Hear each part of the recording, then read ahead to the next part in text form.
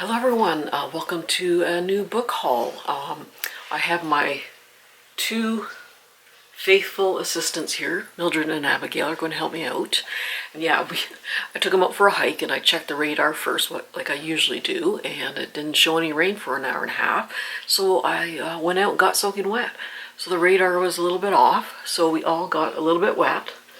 So yeah, I always have to put a blanket down until they dry off there.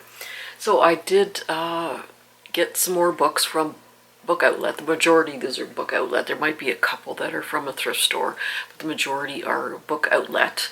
So I am getting ready, preparing for the hibernation this winter, and collecting some more books like I usually do.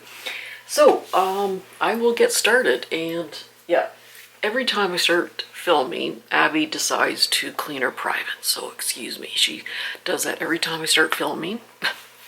Anyway, little doggy porn there for you. So the first book I got was off of Bookoutlet, and I was so excited to get this one. I had my eye on it for a while, and I was keeping my eyes open to grab this, and I was very surprised but very happy that Bookoutlet was selling it. And that is The Night and the Moth by Rachel Gillig. And she wrote the Shepherd King duology, and I just finished the second book this month. And that the first book of the Shepherd King duology was One Dark Window, and then the second one was Two Twisted Crowns, and I gave both of those 5 stars. I'm starting to get a little bit more into fantasy, and I just absolutely love those books. It was just a wild ride, both of those. And so yeah, I nabbed her new book, The Night and the Moth. And I haven't been listening to a lot of reviews because I want to kind of go in blind and just enjoy it. And it just says it's a gothic mist-cloaked tale of a young prophetess who is forced on an impossible quest with the one knight whose future she cannot see. So yeah, I'm so excited to get this one. Oh, and presently I am reading a cozy mystery, In the Company of Witches by Aurelie Wallace. And actually this author's located near Ottawa. So she's a Canadian writer. And this, only maybe a quarter of the way through this one. And this follows a woman who has been a widow for a year, and she is staying with her 2 aunts and her uncle in this bed and breakfast. And they're all witches, and there is a death in the bed and breakfast, and they're realizing that it was probably a murder, so they're trying to find out what's going on. So far, it's been a fun read. Alrighty, and then this was on Bookoutlet, and it kept selling out, so I had to be very quick to grab this particular copy, and that is The Will of the Many by James Islington. I've heard some very good reviews about this. It is a chunky little one. It is just over 600 pages, and I believe the second one's coming out, or maybe it's already come out, but it's a sort of a dark academia book. A young fugitive uncovers layered mysteries and world-changing secrets in this particular school. And yeah, the synopsis doesn't go into a lot of detail or anything. So yeah, I grabbed it anyhow. So yeah, this thing could actually murder someone. This one's a heavy one. And then this one I've heard a lot about, Wild Dark Shore by Charlotte McConaughey. Now I did read her book, Once There Were Wolves, and it was about this woman who was with a team was trying to reintroduce wolves into Scotland, and there is like a murder mystery and that sort of thing. And yeah, I kind of had mixed thoughts about that particular one. I really liked the the part of them introducing wolves and the benefits of it, etc., and the challenges with the farmers and the locals, etc. The murder mystery and the romance just really fell short for me. So, but I've heard good things about this one. So Dominic Salt and his 3 children are caretakers of Shearwater, which is a tiny island not far from Antarctica, and it has the largest seed bank. Blah blah blah. It used to be full of researchers, but with sea levels rising, the salts are now its only inhabitants.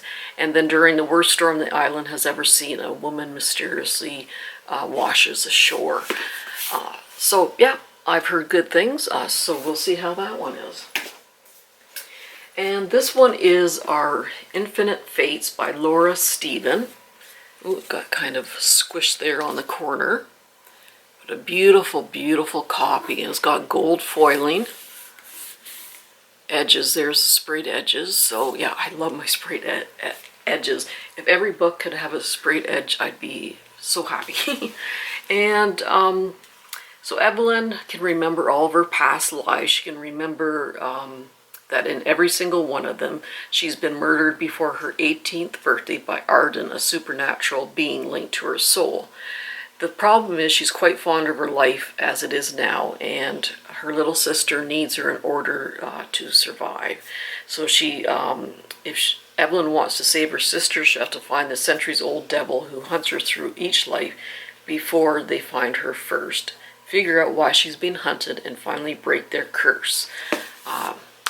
So that is our Infinite Fates. That's kind of mesmerizing, that, isn't it? Love that gold foiling. Alrighty, and now this one I've hauled previously. I really would like to read it this fall. It is nonfiction, and it's In Defense of Witches, The Legacy of Witch Hunts and Why Women Are Still on Trial. So yeah, I really do want to read this one because I really do like my sort of witchy books, and I like historical books that sort of explore the difficulties and challenges that women had throughout the beginning of time. And yeah, I really need to get to this one. And then this one is Agatha Christie. So I've read 4 or 5 Agatha Christies. I've read the most popular ones like Death on the Nile, Murder on the Orient Express, and Then There Were None. And I really enjoyed all of those. And then Meg with Books, she's a British booktuber. She did read the ABC Murders, and she thought this one was really, really good. She enjoyed this one. There's a serial killer on the loose. So he kills people, like, for example, Mrs. Asher in Andover. So her last name and the first letter of the city she lives in begins with A. She's murdered. So B is for Betty Bernard in Bexel. So a little bit of a pattern here. So anyway, she really liked it, so I thought I'd give that one a try. And then now this one I think I did get off Awesome Books, one of my last hauls from there, and I think I forgot to show it. But yeah, this is okay. So this is the cover of the book, The Hemlock Cure. But I think they put the cover on backwards. So this is the cover of the book, but it's the end. And this is the back of the book, but it's the beginning. So anyway, I think they got the cover mixed up. But anyway, it's The Hemlock Cure by Joanne Byrne. And this is the bound proof copy, I believe. And it takes place in 1665 in Eyam. And Eyam, I'm hoping I'm pronouncing that correctly. I know that is quite famous for being this town where the plague went through, and the whole town was kind of isolated. No one was allowed to come or go, that sort of thing. But this one, I gotta find the synopsis. It's 1665, and the women of Eyam keep many secrets.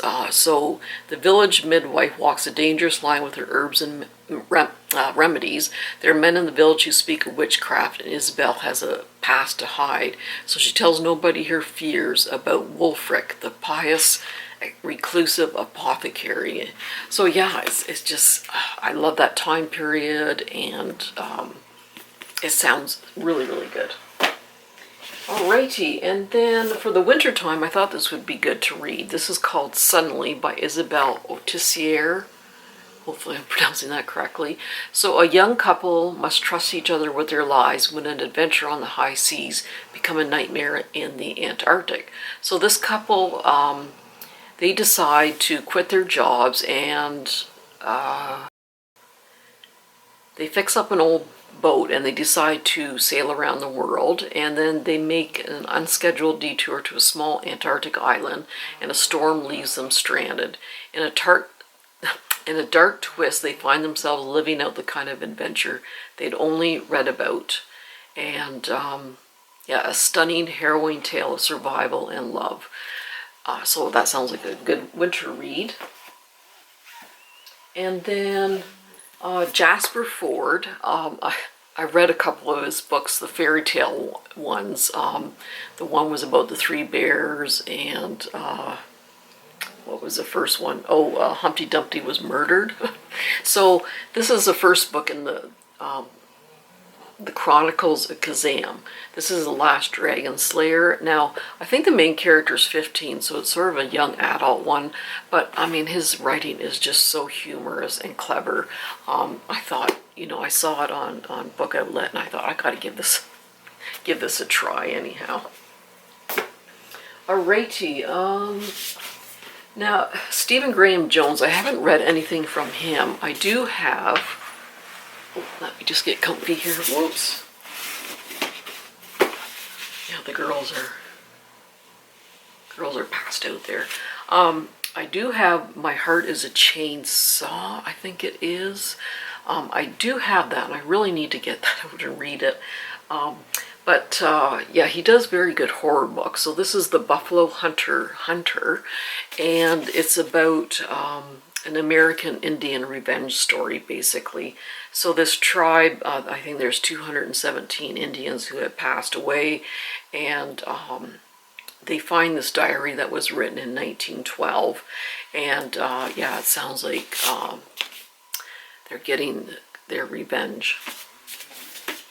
And whoops, this is Broken Ghost by J.D. Oswald, and the cover was really quite nice. Hopefully try to get to it this fall. Spring 1985, 12-year-old Phoebe's life is falling apart. She's just buried her parents. A fire at their family home claims both of them in a freak accident. Now she has to leave Scotland and live with her aunt and uncle in their home in the Welsh woods. So yeah, just some mysterious happenings are going on there. And oops, this is Sorcery and Small Magics by Mega Ducey. And yeah, I just really love that cover. And two rival sorcerers must find a counterspell for the curse binding them together in this irresistible, cozy fantasy debut. So yeah, that sounds like lots of fun. And this is The Bane Witch by Ava Morgan. And this follows Pierce Corbin. She's always had an affinity for poisonous things, plants and men.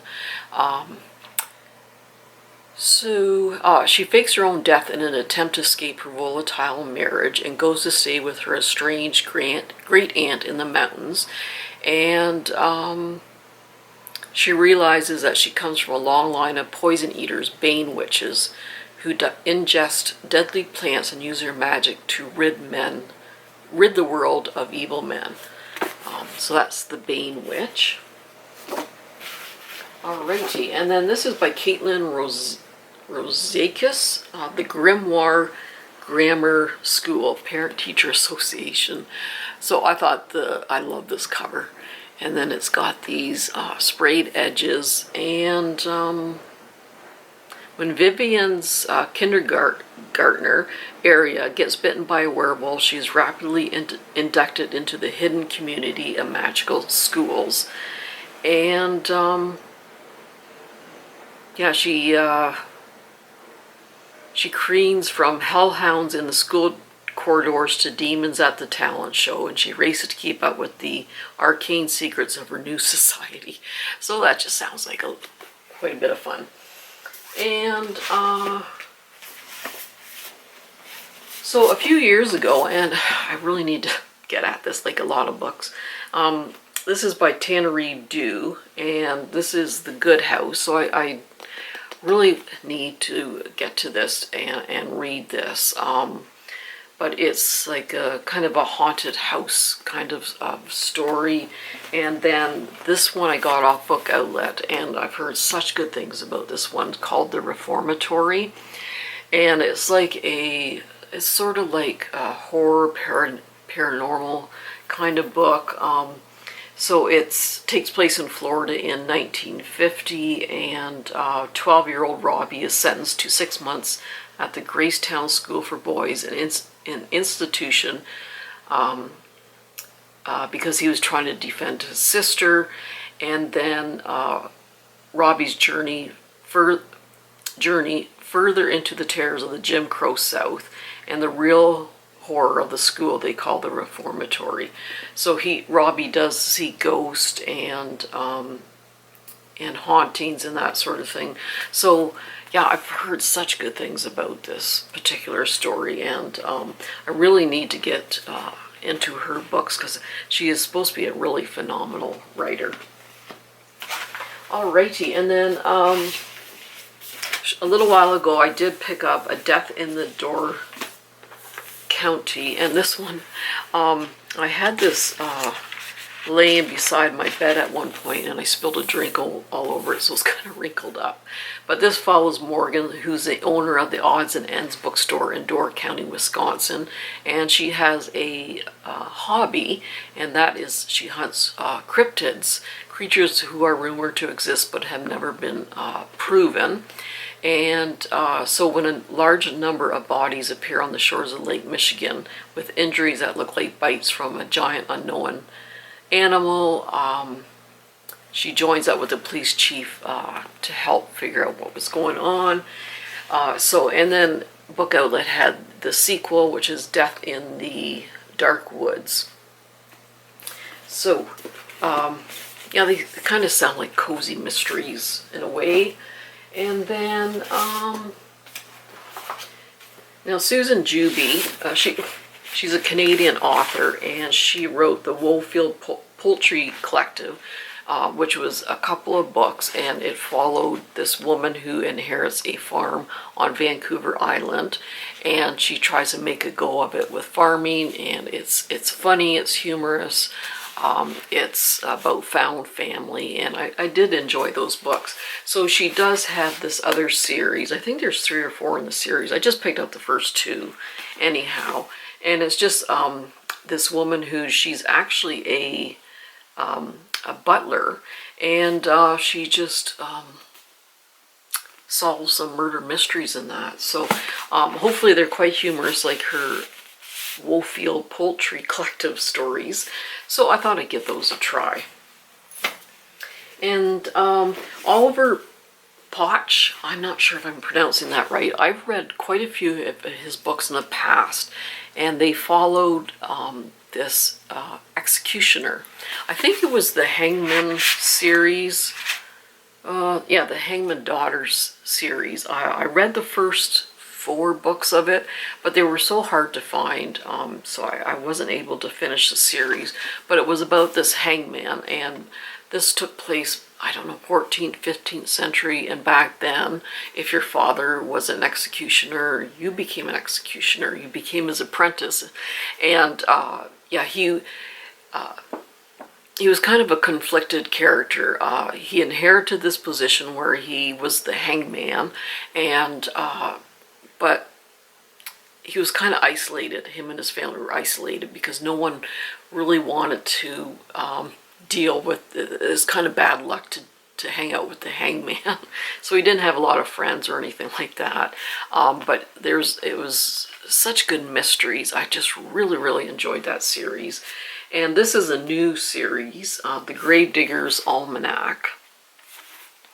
And this introduces an eccentric gravedigger and a young inspector chasing a serial killer in Vienna. So yeah, I really enjoyed his books, and I was so happy to see this new series of his start. And then this is Once Was Willem by M.R. Carey. Oh, okay, they got tired of me talking, I guess.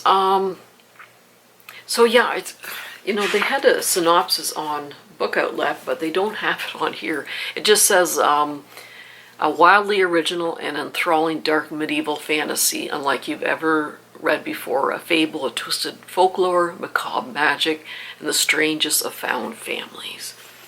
And then the last one is by Lenora Natress. This is The Bells of Westminster. The opening of King's Tomb will end in murder, and again, those murder mysteries in the past. I just love historical fiction, and that's the end pages there. And it takes place in London in 1774, and Susan Bell, she is the daughter of the Dean of Westminster, and so a letter arrives and from King George III, and they are demanding to open the tomb of Edward the First, and